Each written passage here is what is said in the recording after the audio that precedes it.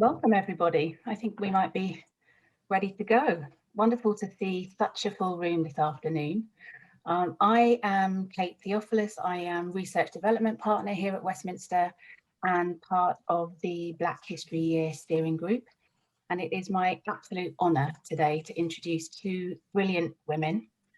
Our guest, Leila Hassan Howe, a name that I'm sure is familiar to some of you already, possibly many of you. Leila was a leading light in the British Black Power movement of the 1970s and through subsequent decades.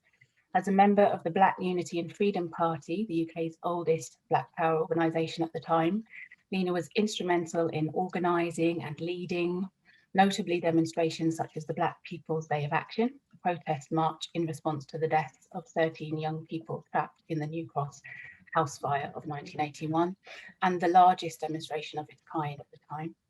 She was a founding member of the hugely influential Race Today collective, working with others, including Linton Kwesi Johnson, Farouk Dondi, Darka Tao, to steer the monthly magazine and Voice for Radical Black Politics, taking up as deputy editor in 1973 and as editor from 1985. Leila also worked alongside influential activist and intellectual Sivanandan at the Institute for Race Relations, leading with him a grassroots rebellion from within the organisation to transform its leadership. And today, Leila is a member of the Darkest Howe Legacy Collective. Our interviewer today is Jacqueline Springer, a London-based broadcast journalist, music specialist, university lecturer, and event curator. She was employed by the BBC as senior broadcast journalist in radio, contributing to discussions on contemporary music, culture, representation. She also works independently, nationally and internationally, exploring race, culture and musical expression. Jacqueline is also the co-founder of Fashion, Culture and Identity Studies Event Curation Bureau, Union Black, working with the London College of Fashion, British Library, the Victoria and Albert Museum, exploring the relationship between music, sartorial style, race, and cultural identities. So we are in great company today. We will stop a little short of 3 to allow for audience questions. So do post them in the chat as they come to you, and we'll do our best to get through what we can at the end. A little housekeeping, if you could please keep your mics and cameras off to preserve bandwidth, that would be super helpful. And yeah, I think that's more than enough from me. Time for some conversation. I'm delighted to be able to hand over now to Leila and Jacqueline. Thank you, Kate. Good afternoon, Leila. Hi, Jacqueline. Nice to see you. And you look radiant amongst all of those books. Yeah. A wonderful library, yes.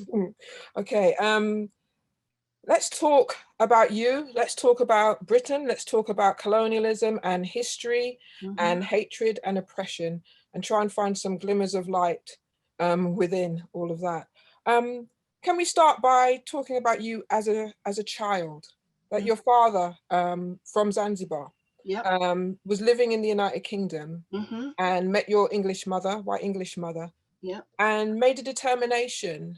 How old were you? Were you about 10 when he said that he wanted to take you back to Zanzibar, which is now Tanzania, and he wanted to show you where you came from? Could you give us some insight into that determination? Sure. So my father came to England in the mid-1940s. He was a seaman, and he came and he settled in, I think he lived in Oxford and he lived in London, and he set up the first halal butchers in East London, and he used to sell meat to the Israeli embassy. Of course, he wanted halal meat, even though my father was a Muslim. And my uncle, who's still living on my mother's side, remembers my dad riding a bicycle and delivering meat, but he also had a shop. And this shop employed my auntie, my mother's sister. And so that's how he got to know the Watson family. My mother's family were working class. My mother was working in a chemist at that time, but later on worked in the sack factory. And she tells a story of something which probably wouldn't go down well today, of my father visiting the chemist shop nearly every day. And she realized it was to look at her. And they then had a relationship. But my father was always, always very conscious of being an African and a Pan-Africanist. And our home, my mother tells about the home in which they lived in, was open to any African student from East Africa who would come over to study, and they would have in their pocket my dad's address. And my mum says it could be at all hours, any time of the day, where someone would say, we've been told to come here because he will help us. So my father had a kind of cultural, social center in his home for African, at that time it was African students, there were no migrants. Yeah. But he had always, he'd lived a life where he had been a gambler, a womanizer, he'd lived the life. But then by the time he'd got into his sort of 50s, 60s, he turned to Islam again, and he insisted that I be brought up a Muslim. Wow. And I remember one day we were going for a walk, and he said, he used to take me to East Africa House. And as a child, this is just visions. These are just images to me now. Going to East Africa House, seeing a lot of Black African men, because then it was only men talking, discussing. And I remember the discussion was always about politics. It was always about nationalism. It was always about freeing Africa. But it didn't mean anything to me. But then my father took me to dinner, I think one day, and we went for a walk, and he said, I'm taking you back to Africa. And I said, really? He said, yes. So by then him and my mother had separated. So I went to my mum and I said, Mum, Dad says he's taking me to Africa. And she said, don't listen to him. He's been saying that for years. He's not going. He's always talking about going back. He's not going back. But my father was determined on this occasion. And we had a conversation in which he said to me before we left, which was really quite heartbreaking for me to leave my mother, that Leila, everything you've been told about Africa and Africans isn't true. And I'm now going to take you and show you a different side. And that proved to be the case. And because of his life, we traveled through Africa. We traveled through Europe. We went on a riverboat. First of all, we went to Egypt. And at that time, somebody called Gamal Abdel Nasser was in power. And he was the leader of African nationalism, and that whole Pan-Africanist movement was very strong in Egypt at the time. So I remember going to celebrations around African nationalism, African freedom, but I didn't understand. But we met a lot of people. We traveled through Egypt, the Sudan, Uganda, Kenya, Tanzania to Zanzibar. And we did this mostly overground, but at every country we went to, we stopped, and my father had friends there. And it would be, he's returning home. And so we were greeted and celebrated everywhere we went through Africa. But for me, when I look back now, I mean, going down the river, a riverboat down the River Nile through Egypt to Sudan and seeing African people in Africa, to me, it's almost like a dream. It was almost like a dream at the time, till we finally got to Zanzibar, which is where he was from and where we settled. Wow. How old were you? I was 10. You were 10. And yeah. How old did you and your father stay? So I stayed in Zanzibar till 64 because there was a revolution. Now my father, because he had looked after many Zanzibaris, also looked after Zanzibaris who then became very prominent in the society and very wealthy in the society. And when we got to Zanzibar, an Arab family, the Sood family, said to my father, can we repay your kindness to us? Because my father had looked after them when he was studying dentistry in England. And can we let Leila, as they called me, come and live with us? And we will bring her up as a Muslim girl. And my father was single. He never had another relationship. And so he said yes. So I went to live with one of the wealthiest elite families in Zanzibar. So again, with 5 servants. So again, it's almost like a dream. I'm going into societies that bear no reality on my upbringing at all and trying to come to terms with it. And of course, the other thing was I had to learn Swahili because I only spoke English and everybody spoke Swahili. So I had to learn another language as well as kind of adjust to being brought up as a very devout Muslim in that society, because Zanzibar was a very strict Muslim society. But this in itself is fascinating, simply because of the journey, the literal as well as figurative, that you are taking from the United Kingdom, who and what you mean, and how your father sees the way that you are viewed as a child of Black and white parents, and what kind of life force what kind of destiny you're going to have in England in the late 50s through to the 1960s. And so he's detaching you, he's literally plucking you from an Orientalist view of who you are and taking you to the motherland and giving you, and he's immersing you in his past in a present that is very anti-imperialist. It's always been anti-imperialist, but there was a real agitation, a real determination that colonialism had to end. And so I'm really interested in how, I know that you said that you arrived and traveled with your father there at 10, but I'm really interested in your observations, your recollections of being amongst those who knew that colonialism had its day, that there was an inevitability, a forceful inevitability that was coming to an end. So I'm not interested so much in the Macmillan speech and how he concedes. I'm really interested in what you observed from where you were living, you know, in elite circumstances, so, as you revealed, but the African view of anti-colonialism. So the talk day and night was around independence. That's what we called it. That's what at that time in East Africa it was called. People were aware of West Africa having gained, many countries in West Africa having gained independence. India, of course, in 48. But in Zanzibar, it was late. It was the early 60s. But all the talk was about when the British leave and how the British are going to leave and who will be in charge once the British have left. That was the kind of political talk. So I grew up in a completely, I would say, political household, because although it was a Muslim household, in the relationships between men and women, when we all gathered around the radio, as we did in Zanzibar, and listened to the BBC and also American news, everybody was very struck by Kennedy at that time, being the US president. The talk was always around the movement for freedom, the movement to make Africa free. And when Kenya, Tanganyika as it then was, and Zanzibar was going to get its freedom. So I went to school in Zanzibar, to a school called Saida Matuka Secondary School, but we all spoke English. The teachers were English or American. So you're growing up in a society where your African, your Swahili, your Arab side is in the home, in your social relationships, in your friendships, in marriages, in family gatherings. But when you're educated, you are being educated to the Cambridge standards. You are having a colonial education. So the two are always going on side by side. And I'm in a family of 4 girls and 1 son.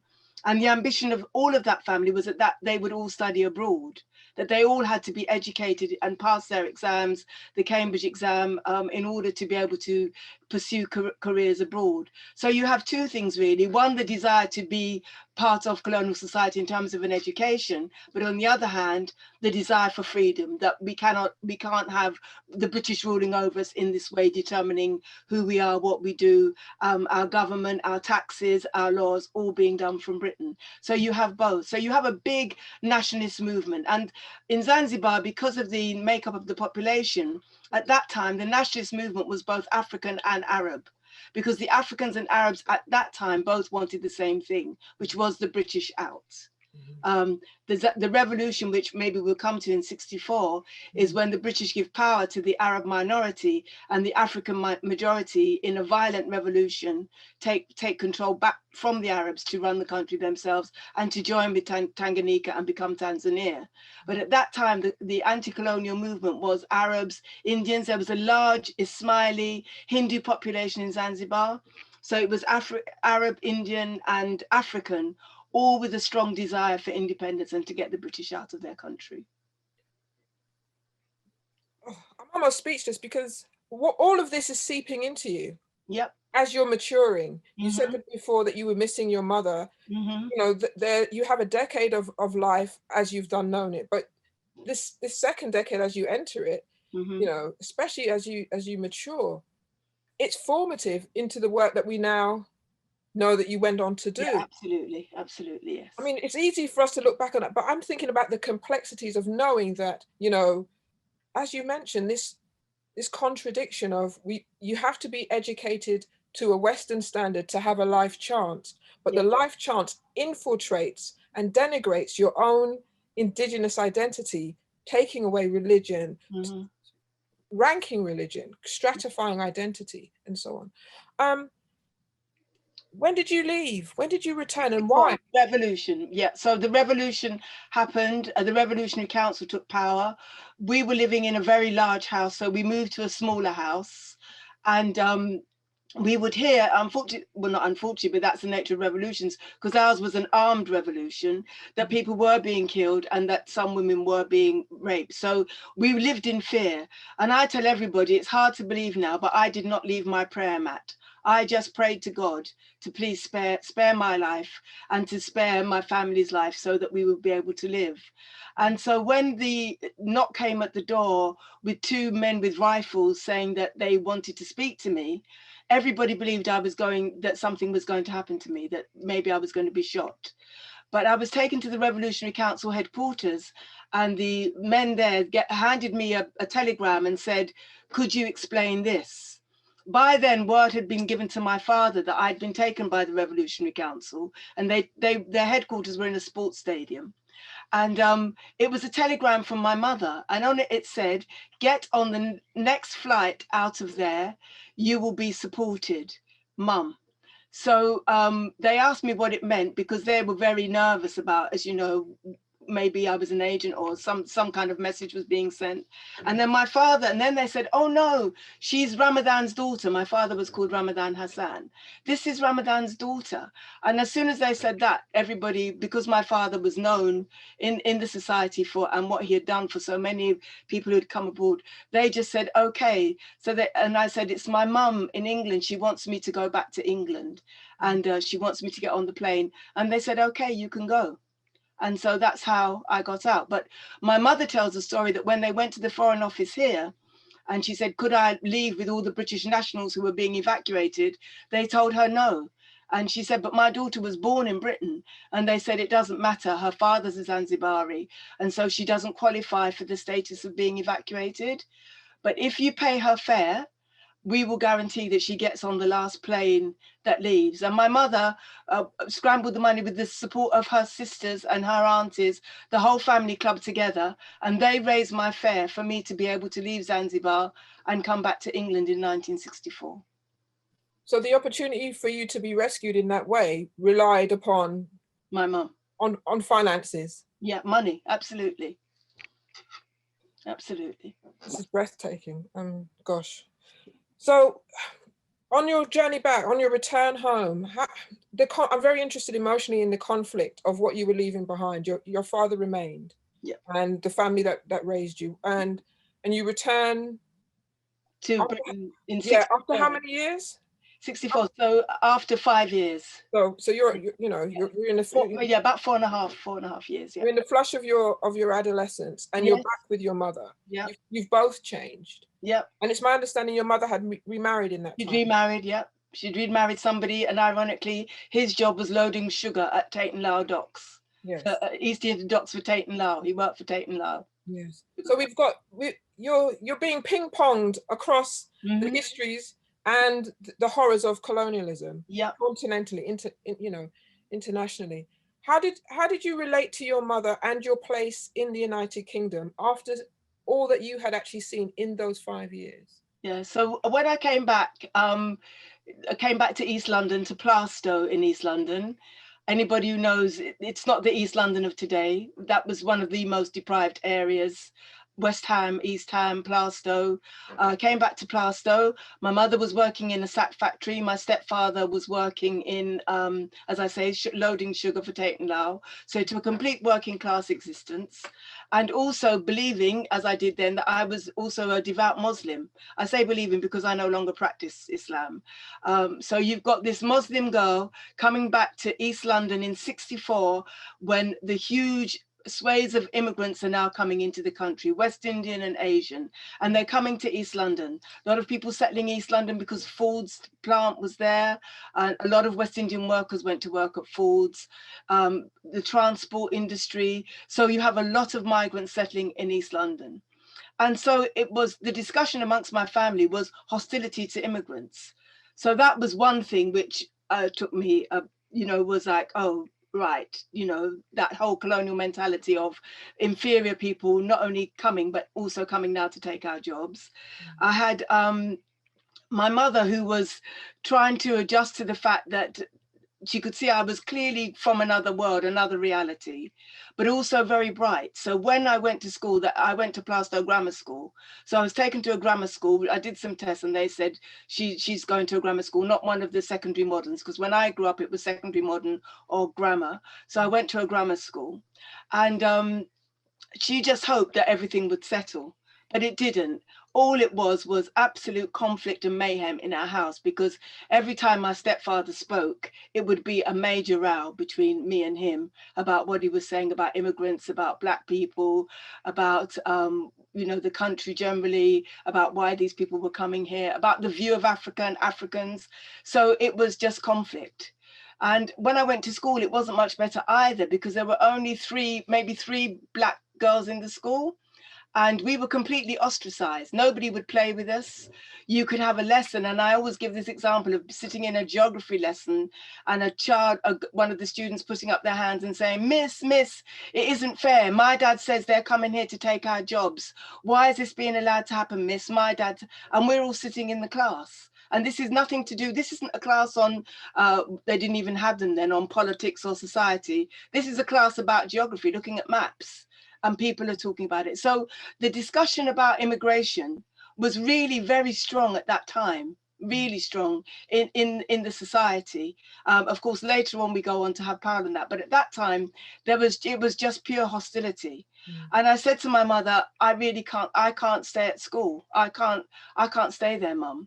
And she said, as a working class person, well, Leila, you'll find out in this society, it's not what you know, it's who you know. And we don't know anybody. So if you're not going to go to school, you'll have to go to work. So I went to work at 16 and educated myself at West Ham College for further education. But I knew I couldn't stay at school.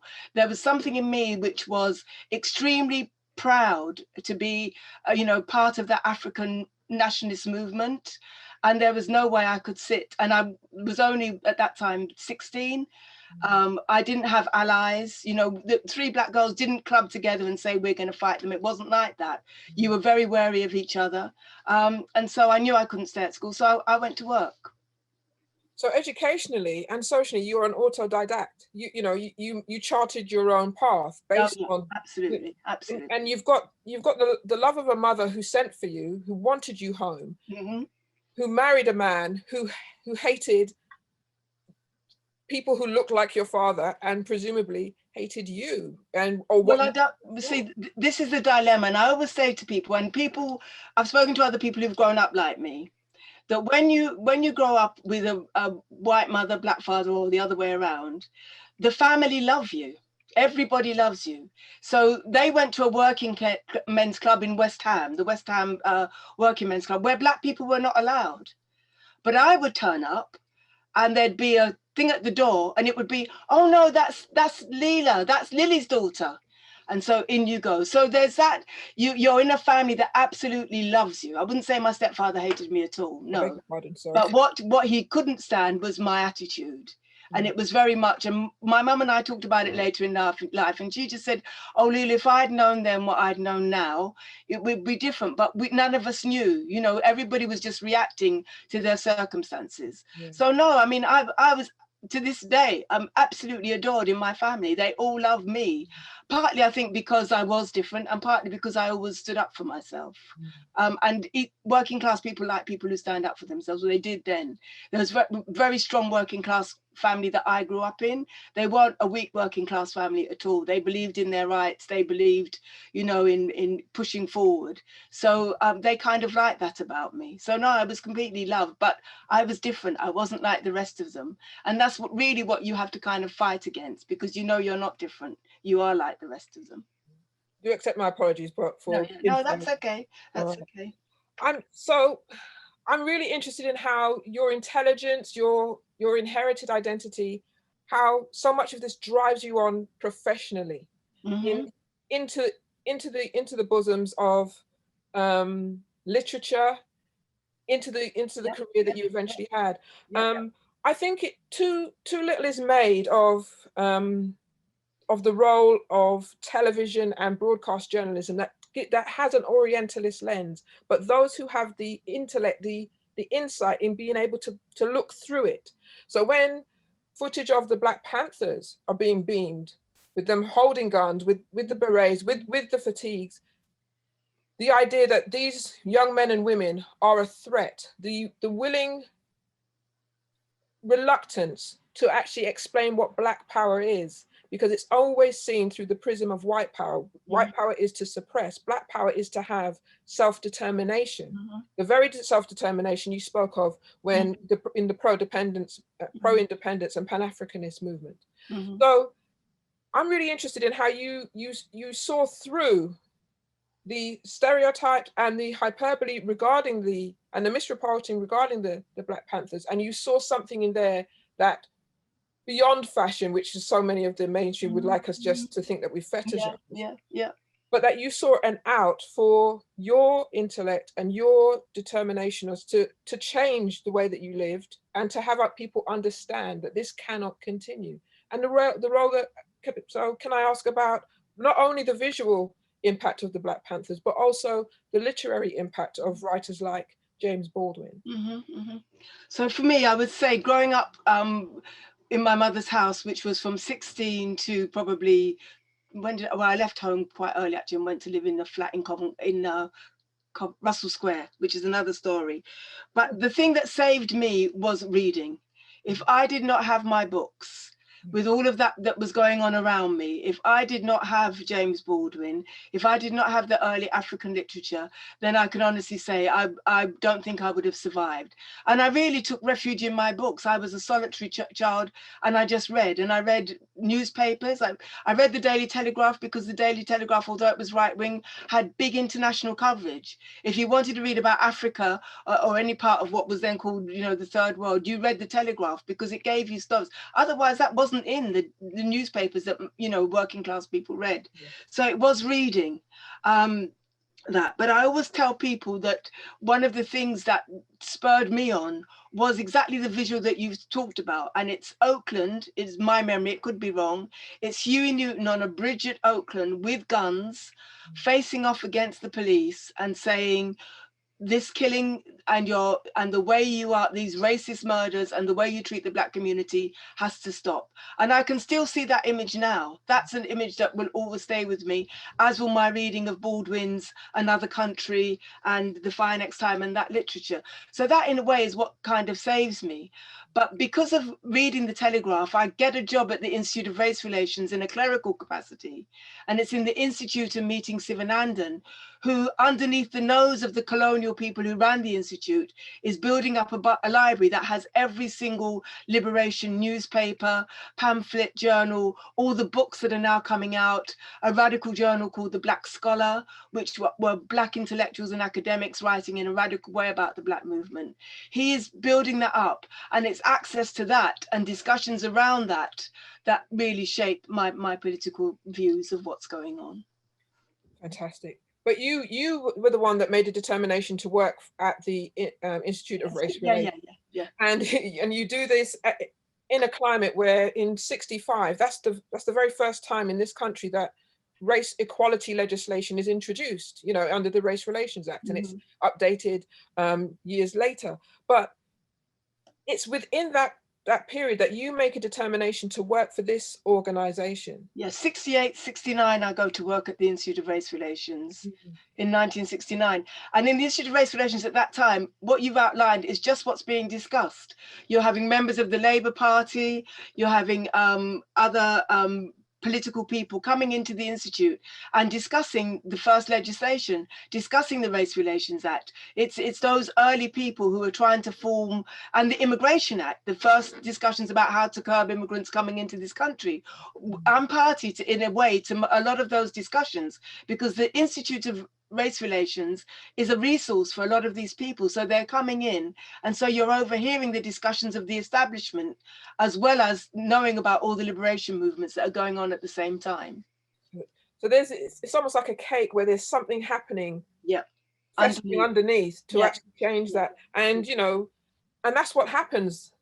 Work that you and others are doing within, you unseat those who are in senior positions, because there is a real, this allows us to talk about structural and systemic racism, because you have an organization that is that exists to do one thing, but in its operation, you and your colleagues know that the way that things are being done and what also could and should be done is not. That equality is being capped within an organization that is suggestive and reflective of being all-encompassing. Could you give us an insight? Sure. So the Institute had a big research function, and its first big book was a book called Colour and Citizenship in British Society by E.J.B. Rose. And this is a really big academic tome, and it's the first book that the first academic study that looks at what they call the new immigrants to Britain. But in the Institute, there's a big discussion about what this research is being used for. Is it really being used to further and assist the immigrant communities, or is it being used for policymakers to work out ways in which they can oppress the immigrant community even more? And you have some young white radicals now coming from places like Sussex University who come into the Institute as researchers, but begin to question the research they're doing and why they're doing it. And it's that alliance of these radical researchers with Sivanandan, with us who worked in the Institute, which begins to say, actually, the way this institute is structured and what this institute is doing is something which is really going to be to the detriment of Black people in this country. Yeah. And one of the researchers publishes a paper in which he says his advice to any immigrant being approached by a researcher from the Institute of Race Relations is to tell them to F off. And he used the word. Right. And the Institute demanded that he be sacked, the powers that be. And it's the fight that we put up to say that Robin Jenkins was his name, should not be sacked. And also the fact that we tried to get Race Today, because Race Today existed as a journal, to be more radical. That's what begins to bring the head-on collision between us who work in the Institute, the members of the Institute, because the Institute was a membership organization, and we were packing it with more and more radical thinking people, and the hierarchy of the Institute. That's what brings the conflict. Yeah. And amid all of this, if that's not enough, we have, of course, the ongoing legacy of Martin Luther King's death, killing in '68, and just days later, Enoch Powell espousing what he did in Rivers of Blood. And one of the things, your recollections of that period, of that April in 1968 is important to share, because dock workers were marching in support. You know, I use footage of one dock worker in particular who is being interviewed on camera, and he says, it's not a racial thing. I'm going to do an impersonation, but there's too many of them in here. And that in itself, and he's holding an envelope with the number of signatories backing Powell's speech. But you say that you were across the road as you were. I saw the march. Yep, I was across the road when I saw the march coming down in support of Powell. It was people saying they supported what Enoch Powell said. And I was on the other side of the road watching the marchers come down. And as you say, they were dock workers, and many of my family were dock workers on my mother's side. So again, you know, I'm witnessing something which I'm totally opposed to, but knowing that I have a connection to those people who are marching as well. And a year after Powell's speech, you have the killing of David Oluwale. Yes, yeah. And I'm just really interested in how so much of this continued open hostility, murder, disrespect, and suppression of Black freedom and liberty, how this galvanizes you further in your work and takes you even further into the arms of literature to explain much of what is happening to those who are either unwilling to hear or those who are thirsty to learn more. So by then, it's not only literature, because by then I've joined the Black Unity and Freedom Party. So by then I'm a member of an organization of young Black men and women who, I mean, for whatever reasons, they came to the Institute and invited me to a meeting, and I went to Peckham. So I ended up, you know, joining the Black Unity and Freedom Party and being part of the Peckham branch. But they had a branch in North London and they had a branch in Manchester. So by then, we are beginning to say that we are not putting up with this. So even though the brutal racism is going on, we've got a different reality, because our mindset has changed from just allowing racism to define us as to saying we are going to be doing something about this. And in this, I'm supported by hundreds of young Black people. And there were Black Power movements and groups in every single city in the United Kingdom. And all of us produced newspapers. In Black Unity and Freedom Party, our paper was the Black Voice. The Panthers had Freedom News. Black Liberation Front had Grassroots. There was Nottingham, Leicester, all of them, Binnie Brown in Birmingham, all of them, there were all these different Black Power organizations. And so our mind is changing from just being the receivers and trying to work out to being the opposite of having worked it out and saying, actually, this all needs to stop and we need to do something about it. And of course, in this, we're encouraged by the militancy of the Panthers and of the Black movement in the United States. Absolutely. That militancy was something which we identified with immediately. And this is the generation that's come over at the age of 4 and 5 and 6. These are the ones whose mothers may have come first and brought their children later. But many of them have come over as very young people. I mean, I was born here, which was different, but most of my people at that time have come over at a very young age and have gone through or are going through the British school system and realizing what's going on in the schools as well, with how they're being segregated in terms of their educational achievement. So it was a different feeling then, absolutely, of, you know, we're going to do something about this. And we marched, we sold our newspapers, we held meetings, we had discussions. So you've got a younger generation now, which is really far more militant than the generation before in terms of its attitude to what's going on in the society. There's a swell of urgency, I presume, about things, but at the same time, when we think back to the killing of Kelsall Cochrane in 1958, there were protests, there were marches, and there was pamphleteering. So this traditional way of harnessing education and information, and then that embracing or increasing, you know, a sense of unity, and then that creating movements. Now, the British Black Panthers existed by the time that you joined the Black Unity Party. I'm interested in, I'm not trying to trivialize this at all, but the choices that you had, which party, which organization, which radical movement suited you best? You know, it wasn't like that at all. I always tell everybody it was chance, not choice. Okay. I always tell people if the Panthers had visited the Institute the way members of the Black Unity and Freedom Party had and invited to a meeting, I would have gone to a Panthers meeting.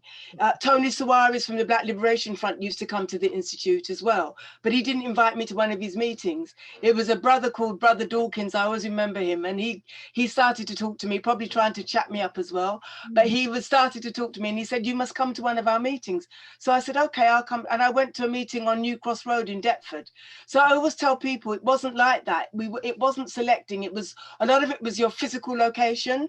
Right. So comrades of mine in BUFP, a lot of them lived in the Deptford Lewisham area, and BUFP was the organisation in Deptford and Lewisham. The Panthers were more based in Brixton and in Tollington Park. So a lot of the decision of which organisation you joined, it was very much you had to join something.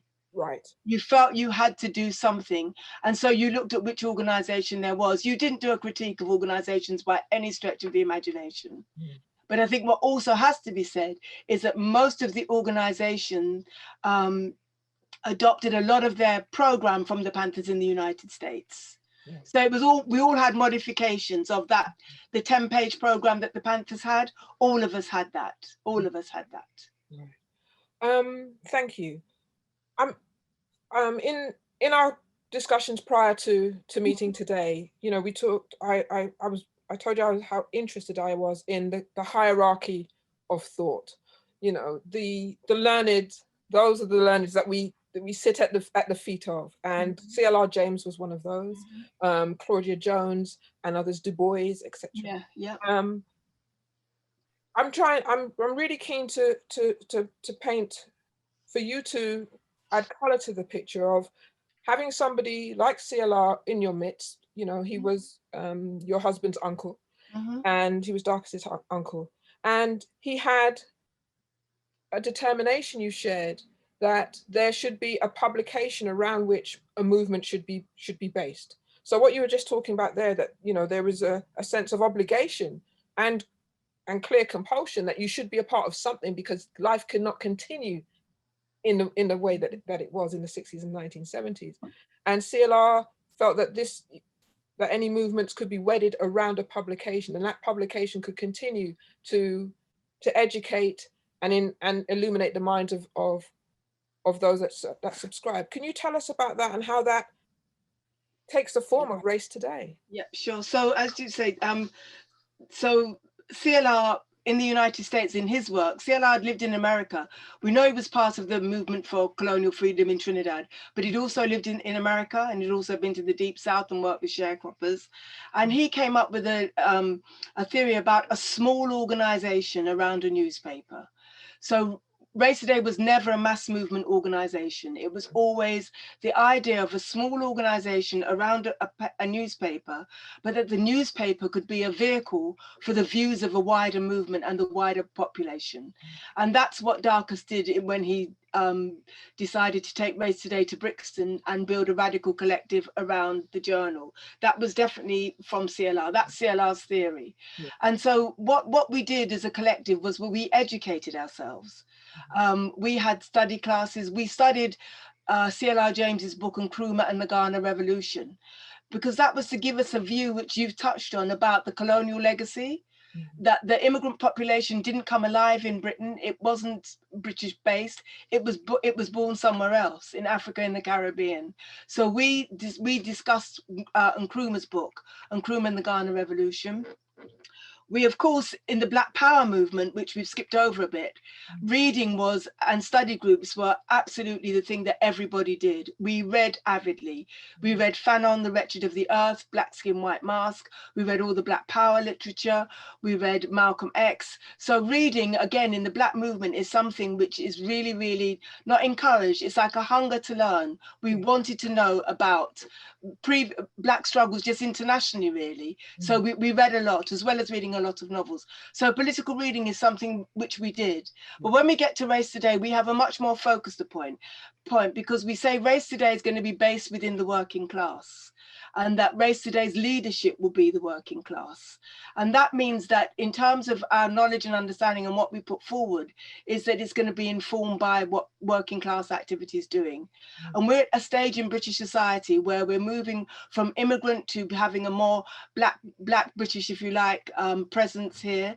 And so the population is kind of in a period of change. And so the cultural movement, the music, the poetry, the theatre, the discussions that are going on are very much a population that's in transition and is looking for radical alternatives. It does not want to be part of British establishment at that time. I mean, that has altered slightly now. But the aim then was that we had to look for radical alternatives for us to understand our situation and for us to make change. So we bring out the magazine called Race Today, and in it, we study something which first, when Darcus suggested we studied it, we also, oh God. And he said we had to read Karl Marx's A Workers' Inquiry. And when you read A Workers' Inquiry, it's a tiny book, but it says that whenever you interview workers or you interview people, you interview them in such a way that you make them reflect more on their own condition as well as much as giving you information. So it's a kind of a way of talking to people that isn't just give me facts and figures, where were you born, but you talk about their existence in a way that makes them reflect themselves on, hey, what's going on here? You know, and it's a kind of a technique, a way of interviewing, and that's really on what Race Today was based. And the early Race Todays, you will find, are a series of interviews. Asian workers in Britain, nurses, Black women nursing in Britain. We go around and we just talk to people in order for us to gauge what the desires, what the preoccupations, and what the possibilities for change are within the Black community in Britain at that time. But side by side with that, which something that isn't mentioned a lot, there was a very, very big, huge cultural renaissance. Linton is part of that, Imru Caesar, Menelik Shabazz, we've got filmmakers, and this all comes together in the International Book Fair of Black, Radical and Third World Books. So side by side, Race Today of its politics always said that culture was as important, the cultural expression was as important. And so we're in that time. And that encapsulates what Black Power is about, isn't it? Because there's a willingness in the mainstream, all the more in the last year, where people are bogged down by the debate about whether or not Black lives matter, and into the intricacies of, are you saying my life doesn't matter as much, rather, which is the dance of the distraction, and of deceit, when really Black power is about, as I've mentioned before, about determining your own life. Yeah, definitely. You said we are the shapers of our own history. Right. We will not be defined by racism or the white view, the white gaze on us. We will not. We are about ourselves, determining for ourselves what we'll do and how we'll do it. And Race Today will give a voice to that movement that's going on.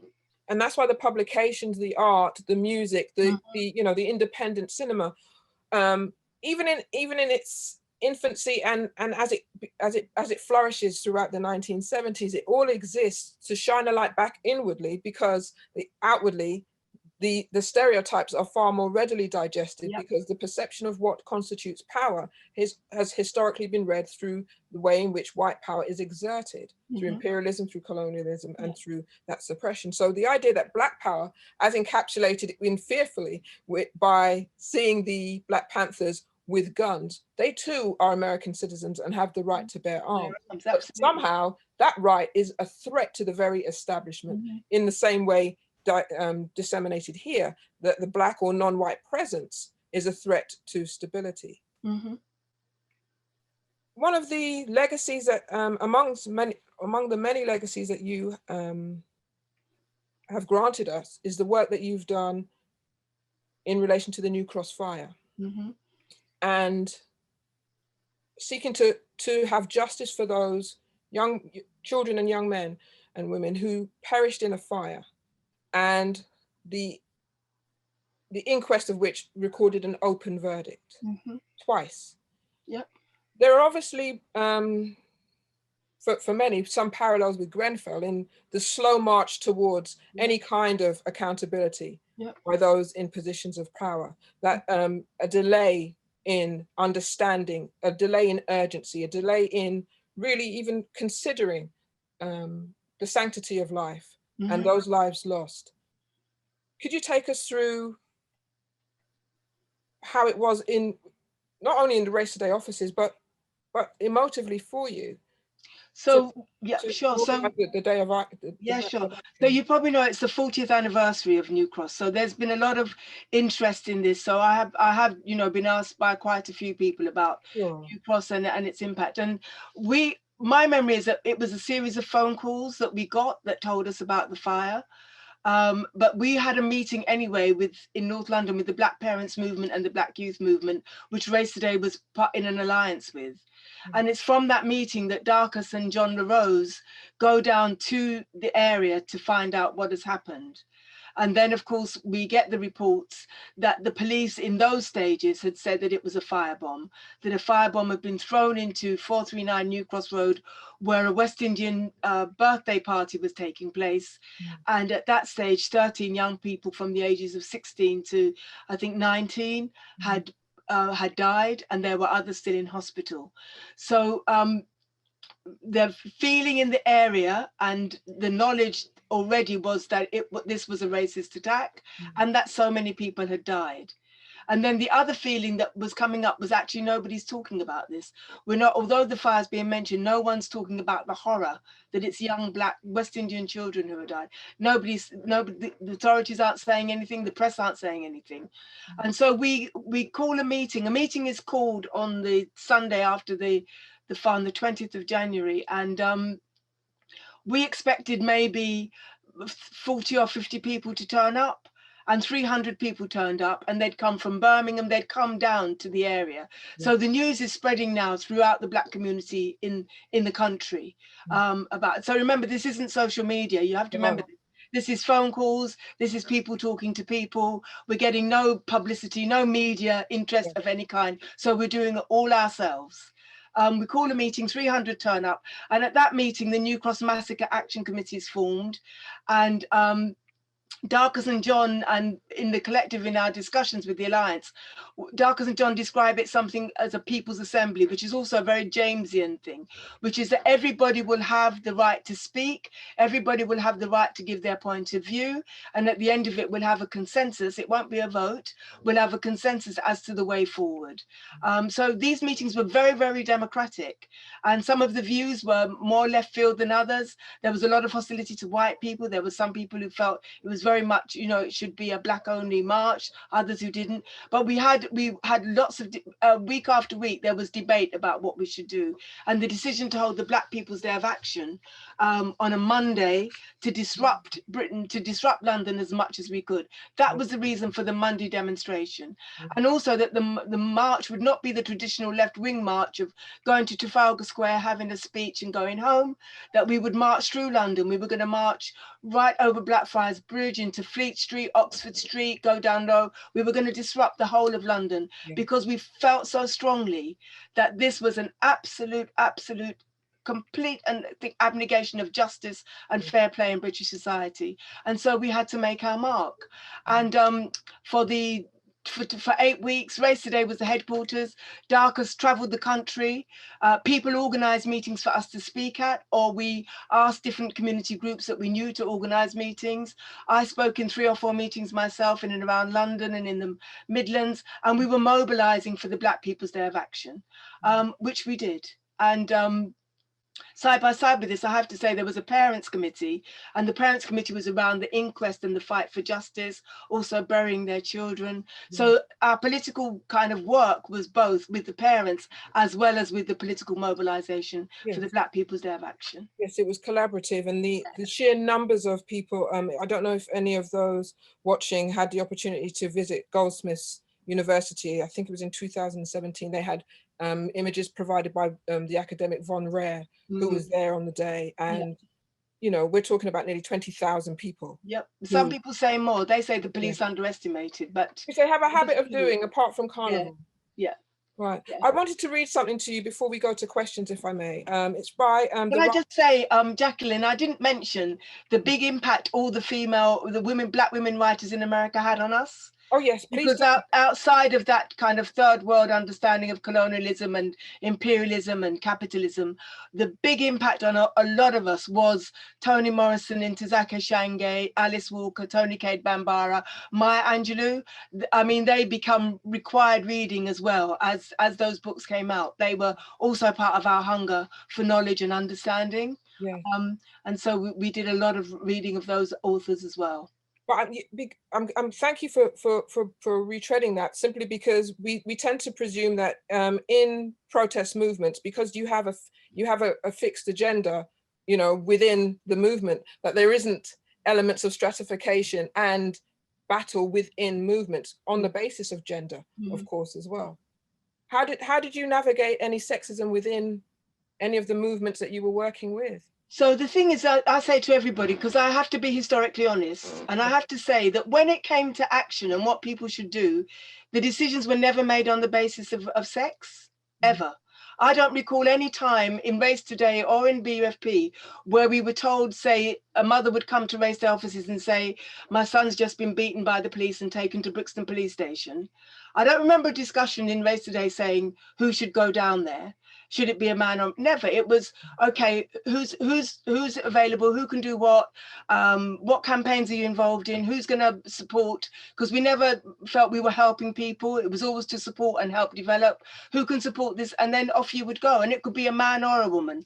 So I don't remember those decisions ever being made on the basis of men or women. I don't, and I've discussed it with Jean, who is my comrade in BUFB, and with some of the women I work with in Race Day as well. So those decisions, it was always who was better able to do the job. So when the Asians from East London called us and said, we need help, and we understand you help Black people, we asked Farouk and Marla to go, because they were Indian, but it was never because Marla was a woman and Farouk was a man. So I've got to be honest there. I don't remember that. But what's there in terms of the way men talk to women and the way, you know, in personality wise, of course there was sexism, no doubt about it. But I can't say that it infiltrated our politics to the extent that I felt I really had to stand up and do something about it. Right. Okay. So much of what you have recalled today, and elements of what we've seen dramatized with programs like Steve McQueen's Small Axe, and with independent films, or even, you know, as I mentioned, Ron Rare's material that she provided for Goldsmiths. So much of that richness comes from there being an archive. You know, organizations like New Beacon Bookshop, the George Padmore Institute, and so much more. I wanted to read, before we go to questions from all of those who've kindly stayed with us, I wanted to read something from the writer, film programmer, and archivist, Jay Bernard, who wrote about the impact of the New Cross fire on themselves, but also we wouldn't have so much understanding of the battle that was waged against, because you had a judge overseeing the inquest who made no notes. What that actually says about structural biases and prejudices against children who perished in a fire. But I just wanted to read what Jay has written. I am wedded to the history of the New Cross fire. I made a film about it, Something Said, in which I wrote back to Yvonne Roddock, the young woman whose 16th birthday party it was, and who died that night. I read all the interviews, in particular the ones of those who were not at the party, but who witnessed the incident. For the first time, I really felt a piece of Black British history and saw its effects and remnants all around me. In short, for the first time, I have been haunted. And I just wanted to read that, and that very, very brief snippet was taken from Margaret Busby's New Daughters of Africa, because the legacy of what you, your peers, your predecessors have actually provided us in the United Kingdom, both Black people and those who are not. You've provided us with a history that we can actually recall. And so, you know, to actually speak to you today is an abundant privilege. And I also want to make sure that other people share in that. But to have that feeling, that sense of being able to touch the past, no matter how absolutely obscene and grim it is, and to know that there was a movement that you felt compelled to actually do something about at the sacrifice of yourself. You know, obviously, I thank you for this, but the idea... it wasn't a sacrifice. I'll tell everybody that was the best time of my life. We didn't sacrifice. We felt, I think when you're in a movement and you're about to change your own reality, to wake up in the morning and you're determining yourself what you will do, you know, which campaign you're going to go, which part of the state you're going to fight, that's a feeling of liberation. It's not a feeling of sacrifice at all. Beautiful. All right, I'm just scrolling through now to make sure that everybody has questions. They are questions for you. I'm just trying to make sure that I do it right. Right, a question from Beauty D to you, Leila. Hearing about the Black liberation movements in the UK is such an interesting and important topic for me as a young Black South African British woman who comes from a family of apartheid radicals. I'm very interested in the intersections and collaborations of migratory liberation movements from the different diasporas of Africa.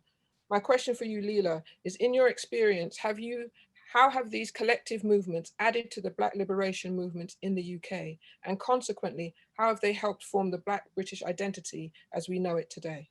Wow. Okay. So the first thing, again, because of our discussion, which I really appreciate, because it's only now, I think, that this radical Black history in Britain is actually being talked about. And I know there's another documentary executive produced by Steve McQueen that's coming out soon on Black Power movements. But up until recently, this has been completely hidden from history. Darkest is known, but the Black Power movements and the work of Race Today, that isn't known at all, that there were these young people who were actually doing these things. But the big thing, I think, about those movements was how internationally focused they were. So for us, discussing a Black person who'd been beaten up by the police was as important as talking about the liberation movement in Mozambique, Amilcar Cabral coming here and talking about the liberation movements in Guinea. We were all absolutely for Steve Biko and the Black consciousness movement in South Africa, which again isn't talked about much now because of how South African history is now being portrayed. But there was a very radical Black South African movement called the Black consciousness movement, which wasn't part of the ANC, led by Steve Biko, who was murdered. So we were always in contact with our radical brothers and sisters in Africa, and not only in Africa, and in the Caribbean. Walter Rodney, Maurice Bishop, these are names that for us were like just calling out the name of one of Linton. We knew them all, you know, they were our comrades. So the international movement very much informed what we were doing, and the literature we read was very internationally based as well. Chinua Achebe's Things Fall Apart. I mean, we read that, and that was a wonderful understanding of African society at that time. So very, very important to us.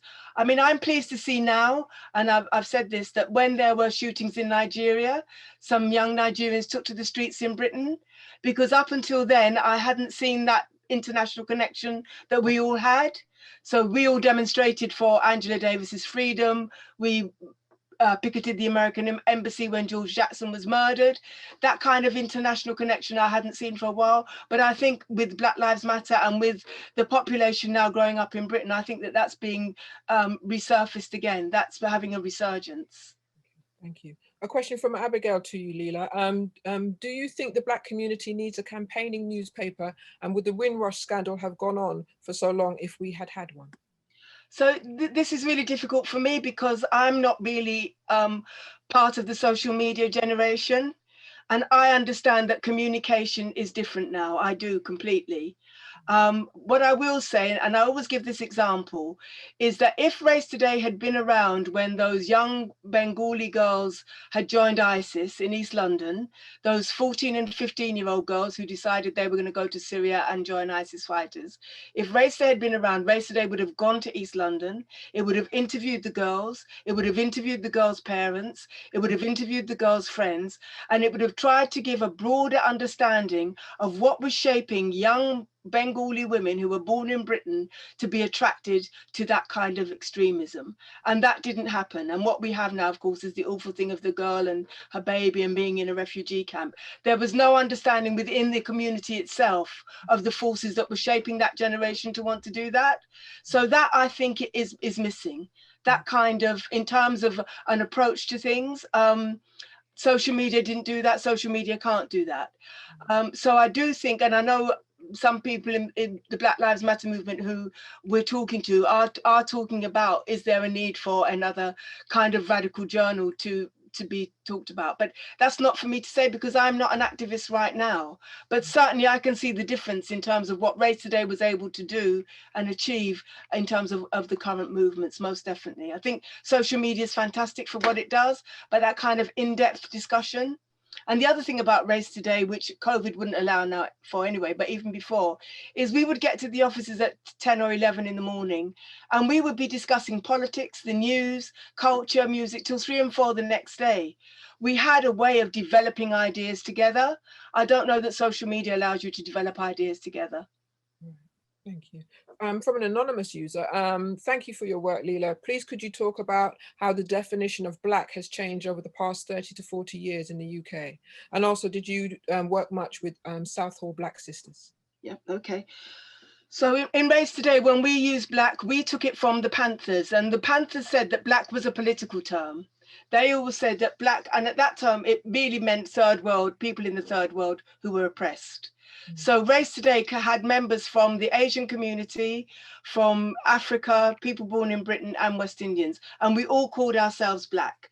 I know now that that isn't the case, now that it's become much more a refined definition, and I think that's also to do with a lot of the individualism that's prevalent in society today. But when we grew up, when Angela Davis, I heard her speak, when we grew up, it was a kind of third world different definition of Blackness.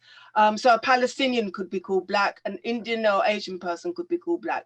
So Race Today's Black term did mean Asians and West Indians and Africans, definitely. I know that that now isn't the case.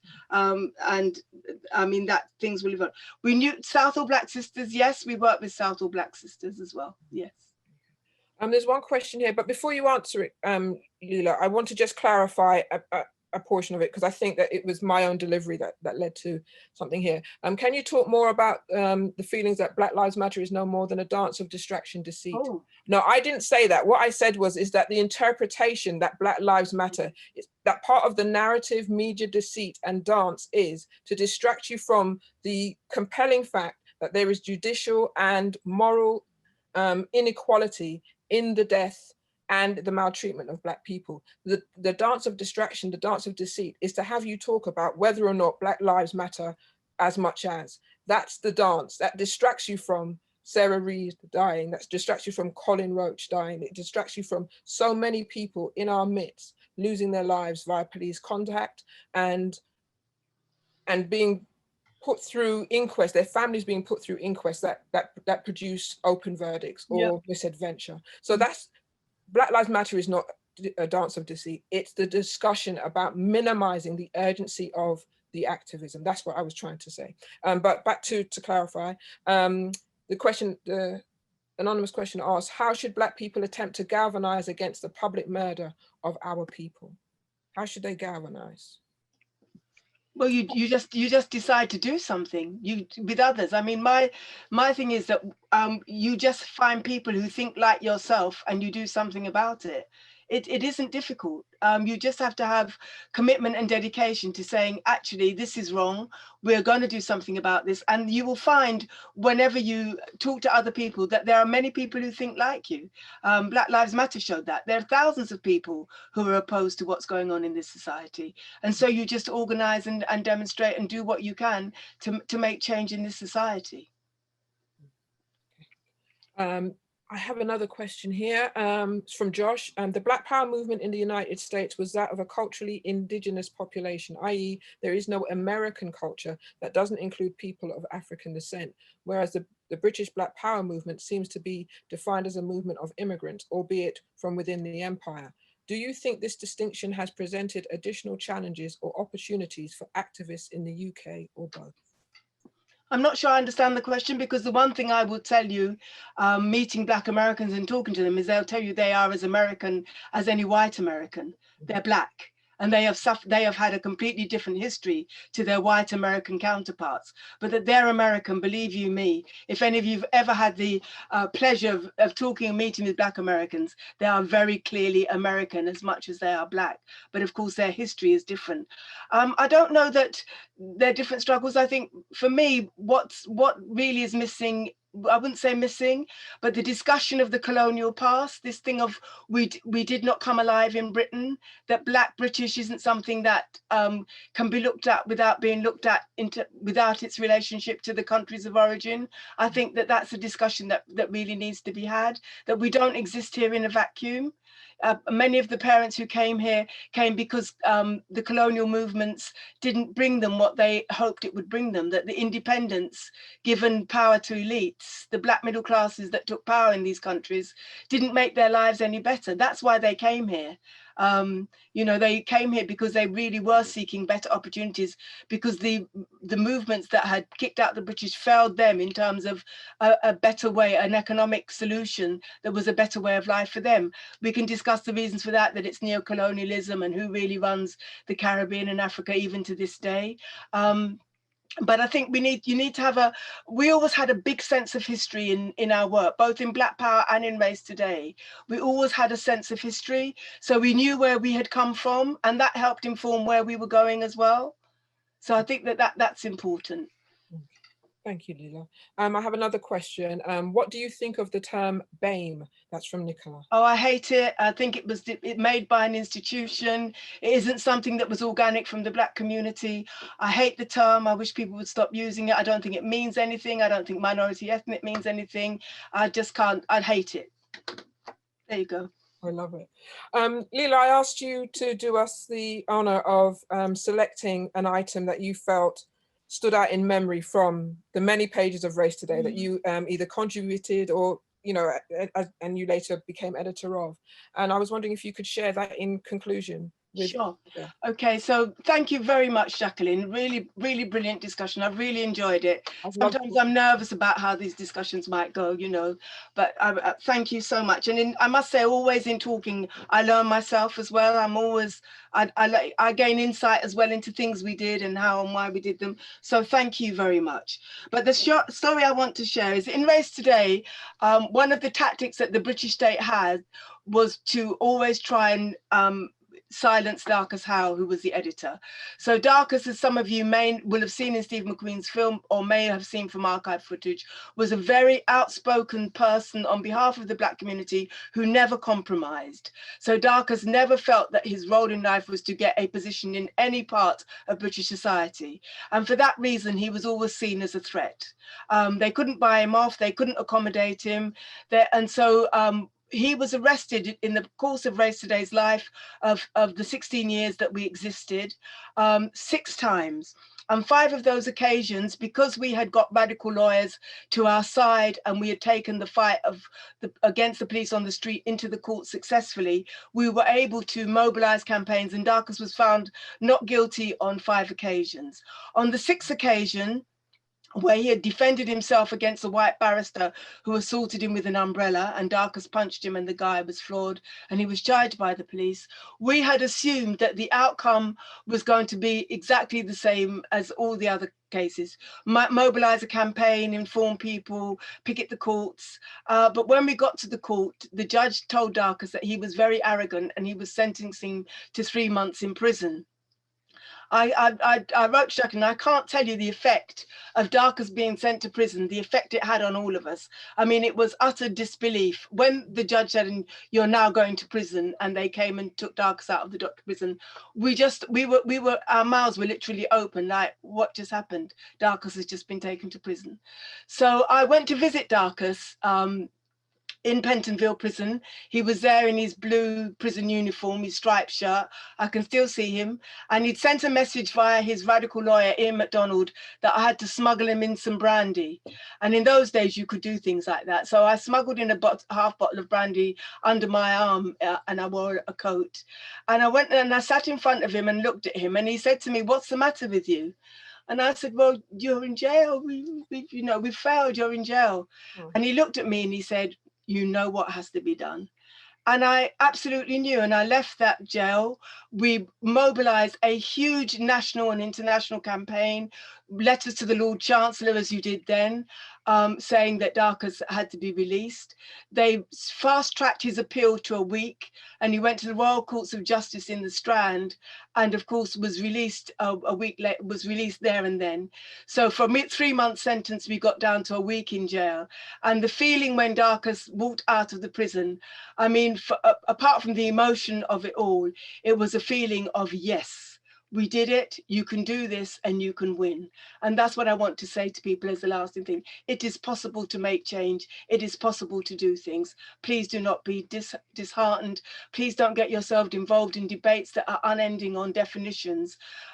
Do something. In doing something, you will find out. And that's really my message. It's been a privilege. Thank you, Jacqueline. So much. It's been a privilege. Thank you, University of Westminster, for putting this on as part of your... Yes, thank you, Kate, as the first instigator as well. Yes, thank you. Okay. Thank you both. Honestly, I feel incredibly lucky and privileged to have, been able to listen to that, such a generous conversation. Thank you to all of you who've joined us and who have stayed with us, because we have run on a little bit, but I kind of feel we could have gone on even longer. But yeah, thank you so much. Please check the blog site after the event. I think Paula will be putting the link in the chat. We've recorded today, so we will post the recording up on the blog site in the coming days. So should you want to revisit or share it with people who you think might have wanted to join but weren't able to, please do share. And I really don't think there's much to add. That was absolutely fantastic. And thank you, Leila. Thank you, Jacqueline. Thank you, everyone. And have a great rest of your day. Okay, thank you. Thank you, everybody. Bye. Bye. Bye, Jacqueline. Bye-bye, Leila. Bye. It's a privilege. Thank you, Kate. All right, bye. All right, thank you.